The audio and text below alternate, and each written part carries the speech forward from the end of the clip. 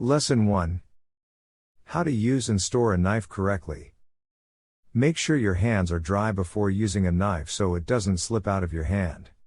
Put a damp towel between the cutting board and the countertop to prevent the board from sliding.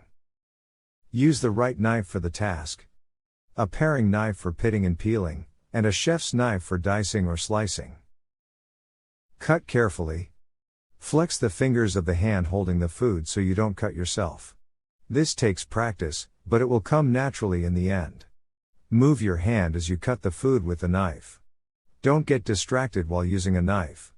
If you are handling a knife and it slips, back up and let it fall. Don't try to catch it. Never put the knife in a sink full of water. You might forget it's there and cut yourself, or you might cut someone who doesn't know it's there.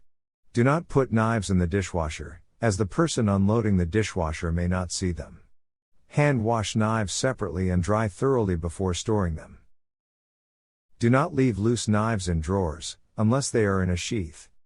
If they hit the drawer, it can damage the sharpness of the knife, and they can also be dangerous if someone searches for something in the drawer. Store knives in a knife stand or magnetic rack.